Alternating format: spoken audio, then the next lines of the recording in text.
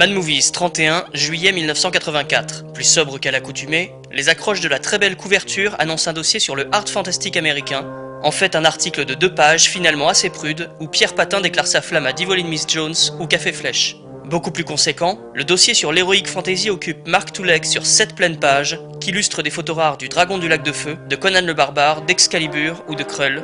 Des films qui viennent pour la plupart à peine de sortir en salle. Le tour d'horizon très complet annonce les prochains représentants du genre, à commencer par un Conan le Destructeur attendu au tournant. Autre sortie majeure de cet été 84, vendredi 13, le chapitre final fait l'objet d'un décryptage tout ce qu'il y a de plus sérieux sous la plume d'Yves-Marie Le Bescon, rappelant que la rubrique du film décrypté ne se concentrait pas exclusivement à l'époque sur des rétrospectives.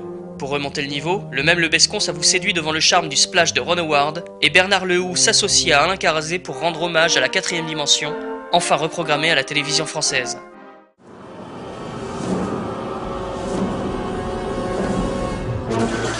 If adventure has a name, it must be Indiana Jones.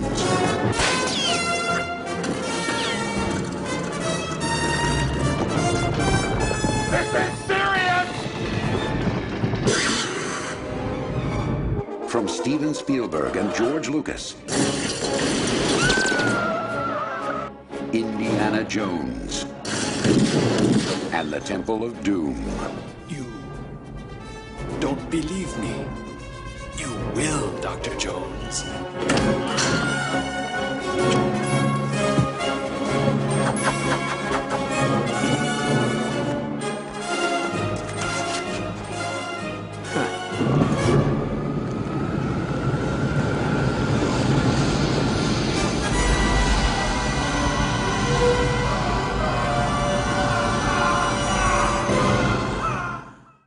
Le morceau de bravoure de ce numéro reste bien entendu la critique de 8 pages d'Indiana Jones et le Temple Maudit, envoyée à Tonton Matt depuis les States par Maitland McDonough. Dithyrambique, la correspondante explore toutes les facettes de cette suite attendue, expliquant au passage au lecteur novice le concept de la préquelle. Braquant ses projecteurs sur les effets spéciaux de Dennis Muren ou sur les clins d'œil innombrables disséminés par Spielberg et Lucas, la journaliste avoue préférer le film à son modèle, un jugement qui se verra quelque peu malmené par la Mad Team dans le numéro suivant.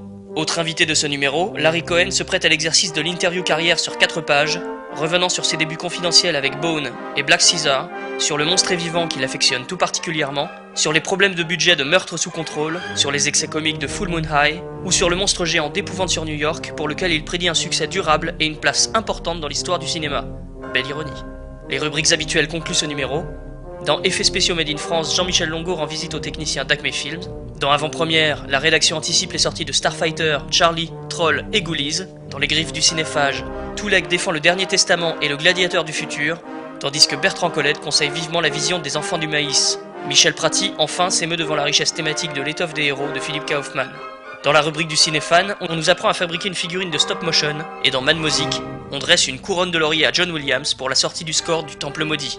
Dans les notules, on apprend que Steven Spielberg vient de produire un certain Gremlins réalisé par Joe Dante, et que la Toho entend bien s'assurer les services de Ray Harryhausen pour le prochain Godzilla. Rien que ça. Enfin, en 3ème et 4ème de couve, l'affiche de La fiancée de Frankenstein et une photo d'Indiana Jones.